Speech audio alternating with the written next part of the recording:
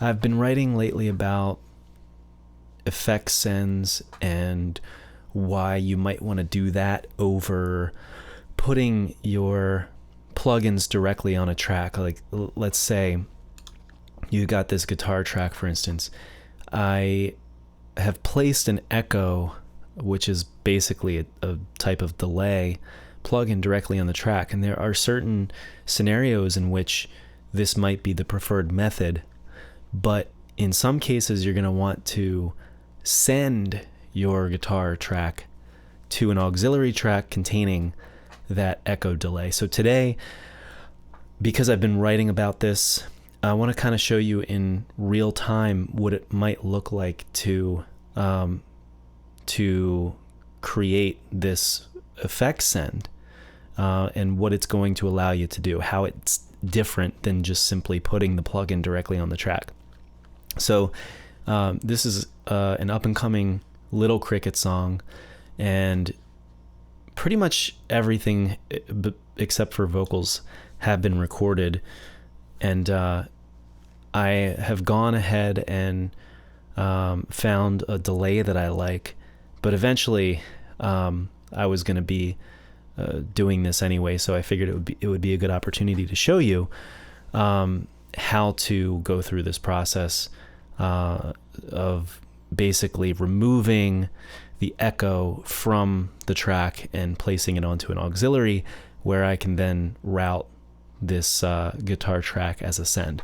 So the first thing you want to do is create your auxiliary track.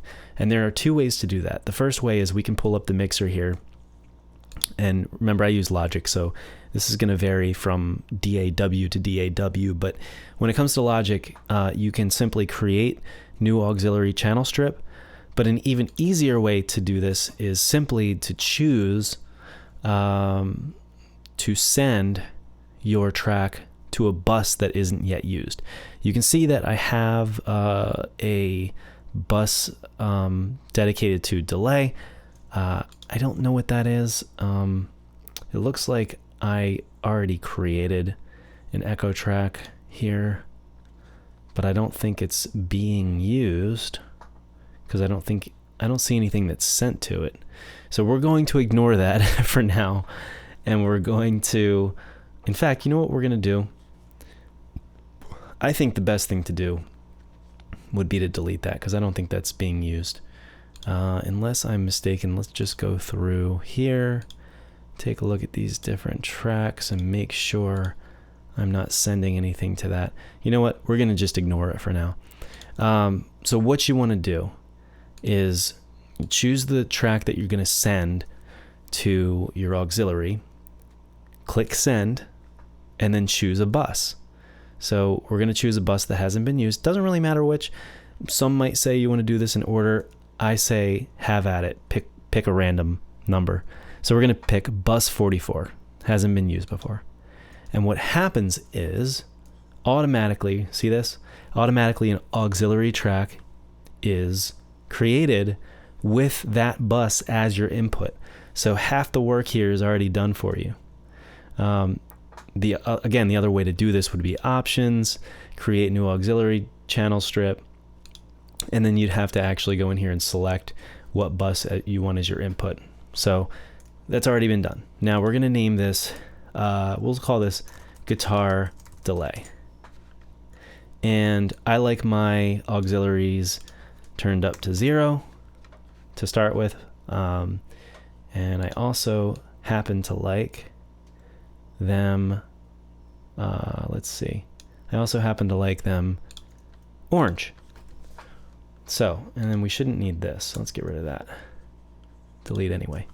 All right, so we've got our guitar delay. In fact, let's go ahead and create a track.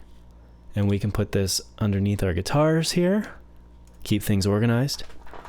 Now, we have our auxiliary, we have our guitar 1 bus there, and we want to turn our bus up to 0. So it's sending, the entire guitar 1 at full volume to guitar delay. But right now, all that's doing is doubling this track. basically making it twice as loud as it, well, actually adding 3 decibels to it. So if you listen to just the guitar here,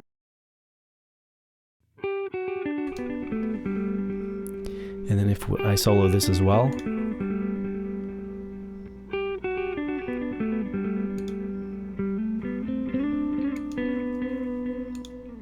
so you can hear that it's getting sent through guitar delay, right? So we've got guitar 1, and there's an actual clip on this track, and then the send goes to bus 44, and then guitar delay, which is an auxiliary track. Remember, auxiliary tracks don't produce any audio of their own. They only receive audio from somewhere else, and then you can add effects, you can turn the fader up or down, but they simply reproduce the audio that's coming from some other source. So if I solo guitar delay, we now hear the same audio that's playing on guitar 1. Now, this is where it gets fun, because we have this echo delay here, and we want to remove this from the guitar track, and we want it to be on the auxiliary track so that we have a lot more control over the effect. Right now, this echo delay, in a sense, is masking this audio, this clip, right? Because it's right on the track. Now, yeah, it's got a dry and it's got a wet option, but you know, even so, the plugin is there on the channel strip. So it's almost like a filter that the audio has to pass through before we can hear it. If we want to mix the effect in with the dry track in a more, how do I say it, in a more true way, what we want to do is move the effect over to a separate track that we can play alongside guitar 1. So here we go. We're going back to the mixer. And what we're going to do is, remember, we got guitar delay here, and this echo track, we're going to move it over to here. All right? So now it's been removed from guitar 1, and it now sits on guitar delay. Here's the thing. When you are using an auxiliary track as an effect, or as a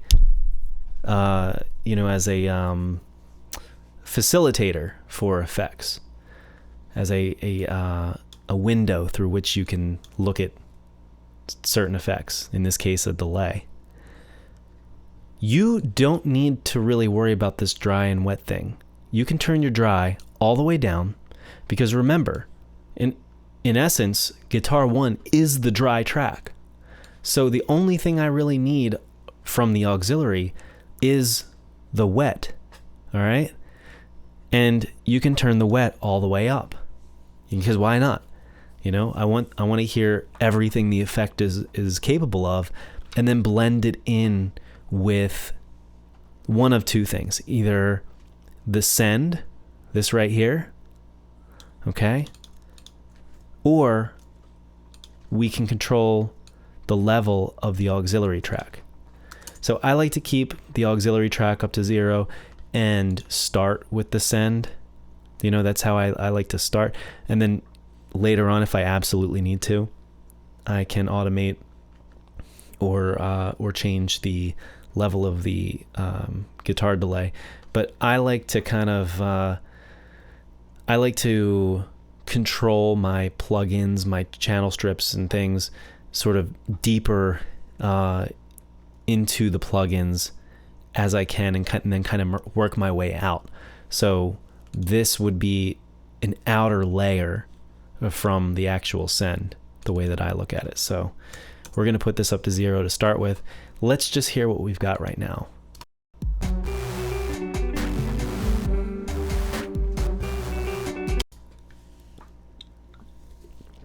So if you were paying attention before, when we heard the effect that I had sort of honed directly on the track, it was a little bit more subtle. The reason that it sounds a little bit less subtle now is because, remember, we turned the dry all the way down and the wet all the way up. So if we want to blend this in a little bit better, what we want to do is turn the send down. So we're simply going to, let's loop this section right here, and we're going to listen, and we're going to turn the send down, and then we're going to turn it back up and then back down, and we're going to kind of wiggle our way into exactly where we want it. Ready? Here we go.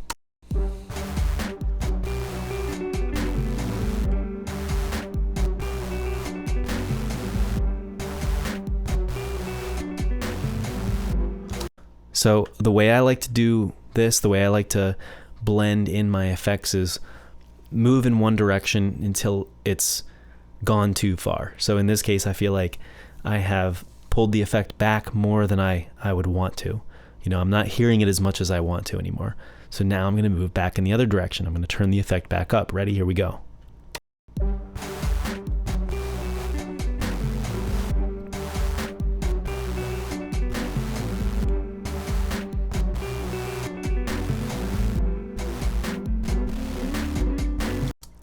And now I feel like I've got too much of it. So we're getting close. We'll turn it back down a little bit, and I think we'll be right about where we need to be. So here we go. Ready?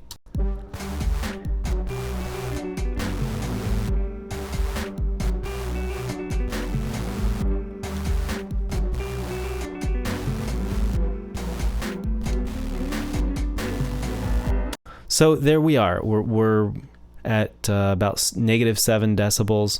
I like to keep things, you know, in whole numbers, at least early on. Sometimes I even like to work in 2s or 3s or 4s. It's just a way of staying organized and being able to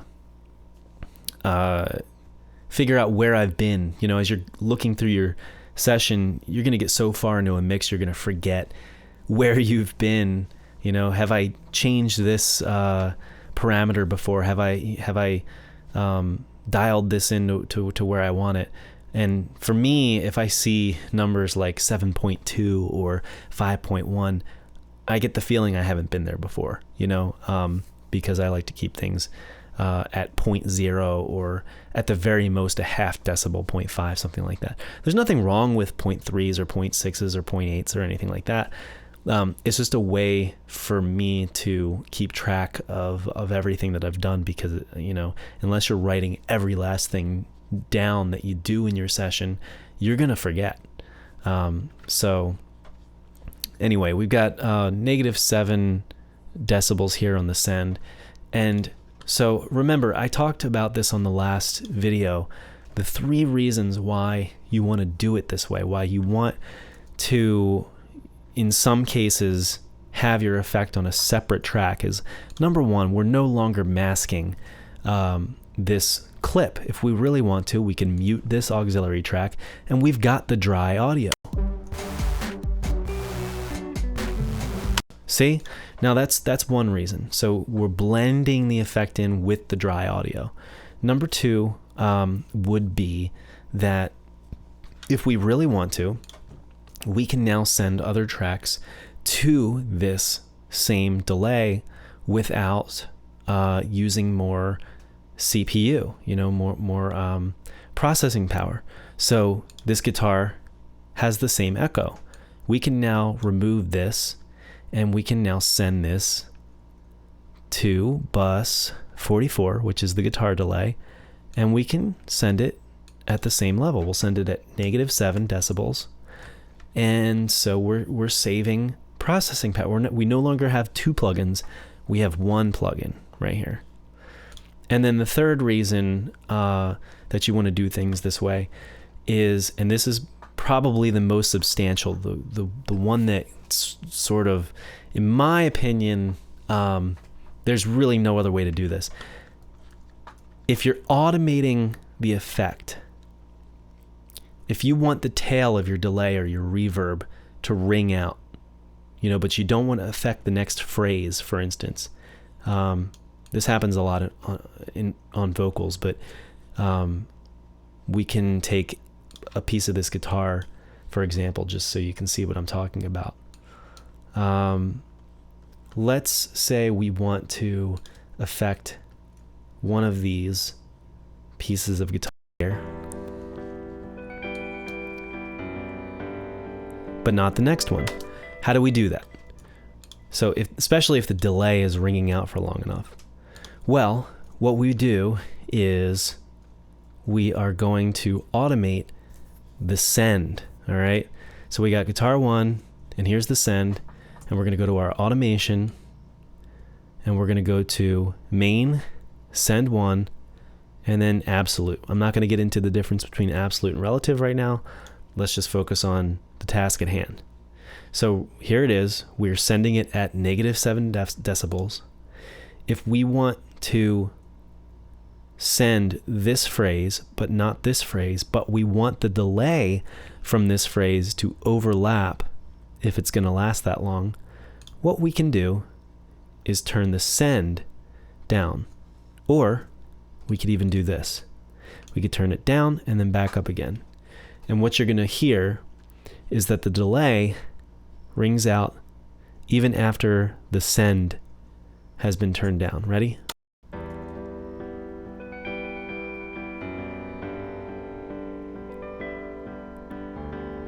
And then the delay goes away for this phrase.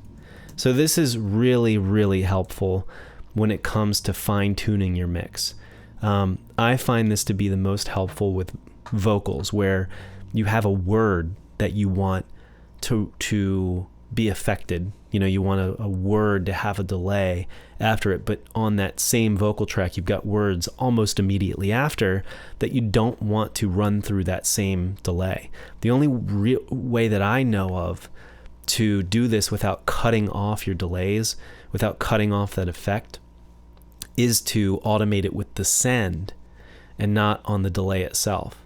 So this is a really cool trick, and it's, in my opinion, the most important reason that any producer should learn how to use send effects and not always just put the effect directly on the track. So this has been I just wanted to run through in real time how I set this kind of thing up. Nothing is 100%. You don't have to do it exactly the way that I do it. Maybe you want to control the volume of your effect with the fader and not with the send. Doesn't really matter to me. You know, you do you. But this is just the way that I like to do it. And I've found it to be the most efficient and the best way for me to stay organized while I'm working on my mixes. So I hope this was helpful. It was kind of a little bit improv for what I usually do. I'm usually a little bit more planned than this, but I hope that the free flow form of this gave you some insight to how I work on my mixes. If you have any questions, let me know. I'd love to help. Good luck out there. Have fun. Stay safe. Peace.